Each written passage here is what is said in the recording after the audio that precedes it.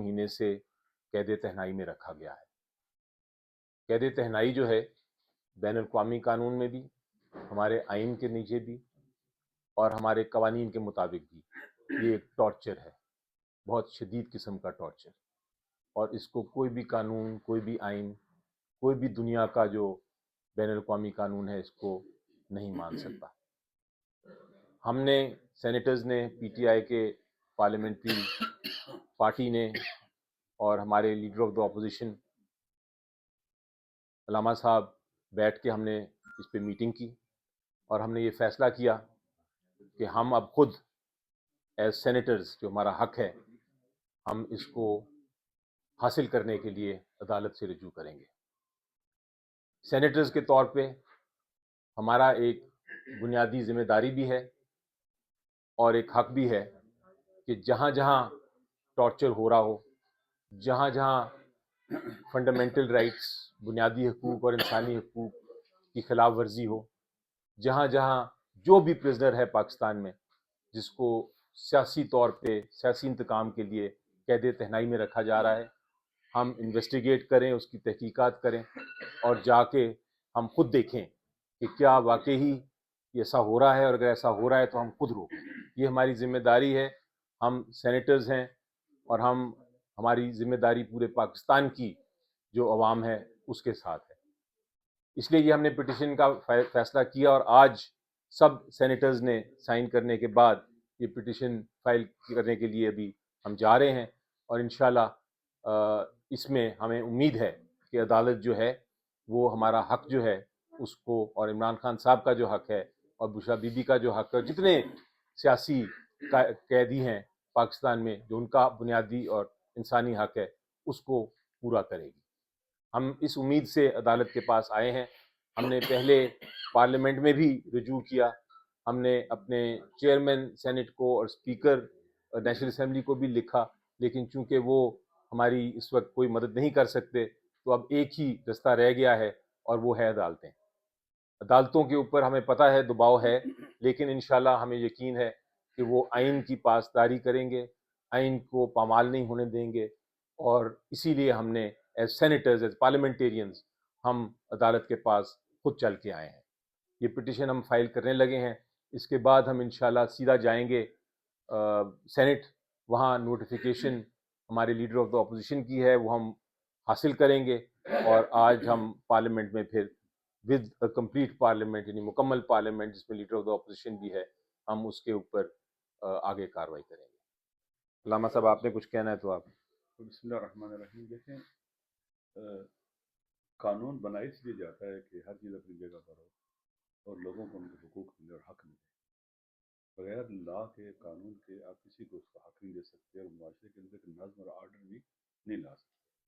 اس لیے قانون بہت محترم اور مقدس ہوتا ہے۔ اگر قانون اپنی حرمت کھو بیٹھے، معاشرہ جنگل بن جاتا ہے، لوگوں کو ان کے حقوق نہیں ملتے، ہرج مرج پیدا ہوتی ہے، اور زیادتیاں، ظلم، فساد جنم لیتا ہے۔ انہی بنیادی انسانی حقوق میں سے ایک قیدی کے حق ہے۔ جو قیدی ہے اس کا حق ہے کہ اس کے گھر والے اس سے ملیں، اس کے دوست اس سے ملیں، اور اس کو یہ قانون نے بھی حق دیا ہے دنیا کی، جیسے جسٹس صاحب نے کہا کہ عدالتوں میں بھی ایسے ہی ہے۔ ایز اے سینیٹر ہماری ذمہ داری ہے فقط تمام کے تمام پاکستان کی جو جیلیں ہیں ان کا وزٹ بھی کر سکتے ہیں، اور قیدیوں کے بارے میں پتہ چلا سکتے ہیں ان کا کس طرح سے لک آفٹر ہو رہی ہے۔ اگر اچھے حکمران ہوں تو قید خانے زندان ہیں، یہ تعلیم اور تربیت کی جگہ بھی بن سکتے ہیں، اچھا انسان بنا سکتے ہیں۔ بہرحال اس وقت ہم دیکھ رہے ہیں کہ پاکستان میں عمران خان صاحب کا جو بنیادی انسان، ان کو ان کی زوجہ محترمہ کو اس سے معروم رکھا گیا، اور باقی کو بھی۔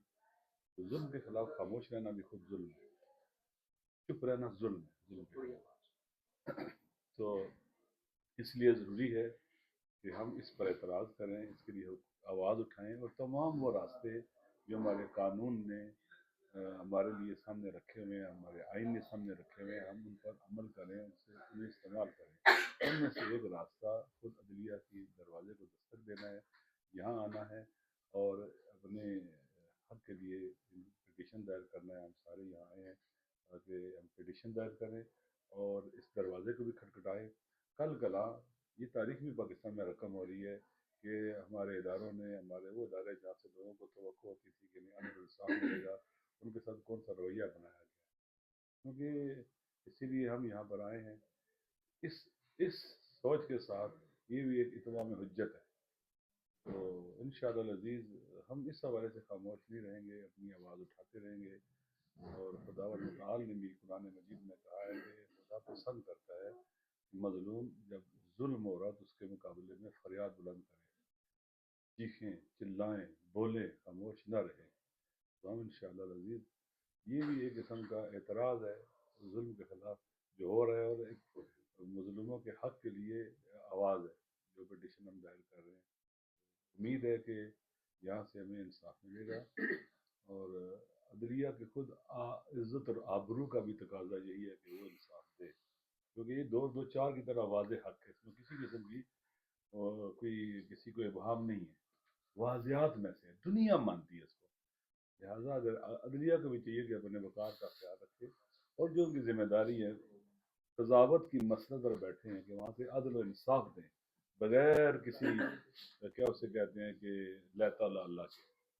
انشاءاللہ العزیز ہم سارے سینیٹر یہاں آئے ہیں اور اس حوالے سے آواز اٹھائیں گے، اور امید ہے کہ اگر خدا نے ہمیں توفیق دی تو ہم پک اینڈ چوز نہیں کریں گے. تمام کے تمام جو جیلوں میں قیدی ہیں، مظلوم ہیں، ہم ان کو وزٹ کریں جیلوں کا، اور ان کے بارے میں معلومات لیں، سینٹ میں آواز اٹھائیں، ان کے بارے میں رپورٹس لیں، تاکہ پاکستان کے اندر یہ جو بے گناہ لوگ بھی ہیں، بالآخر بے گناہ نہ بھی ہو، قیدی ہے، اس کا حق ہے، اس کو ملنا چاہیے.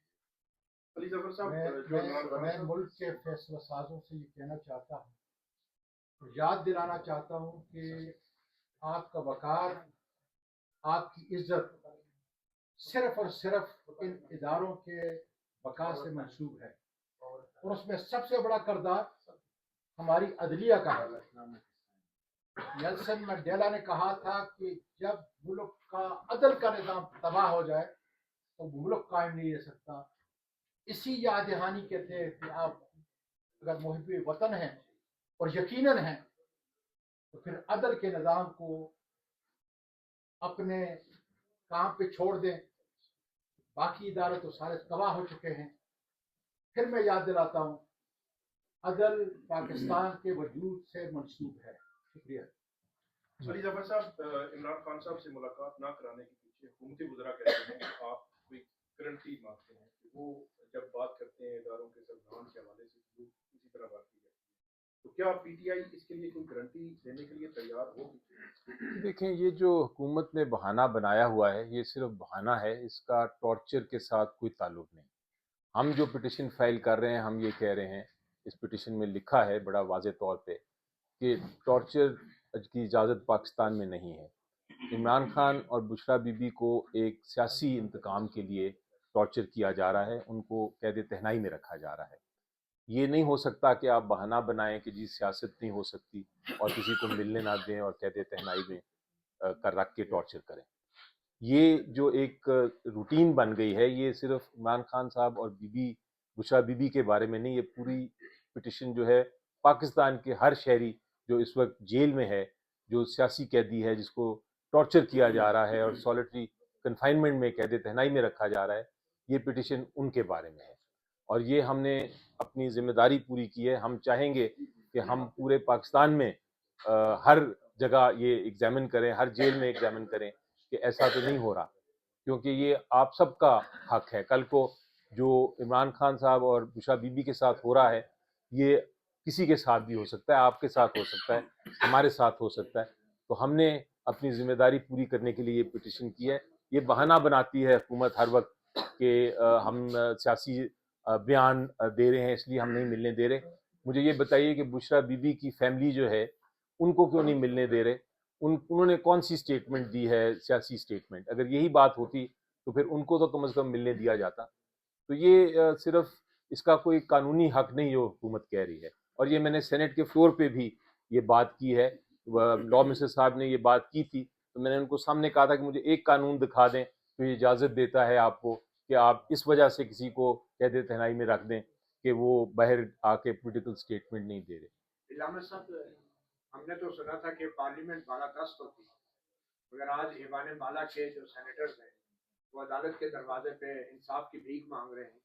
تو کیا اس میں آپ کا اپنا قصور نہیں ہے، اپوزیشن کا قصور نہیں ہے جس نے سینٹ کی اسٹینڈنگ کمیٹیوں سے استعفیٰ دیا ہے؟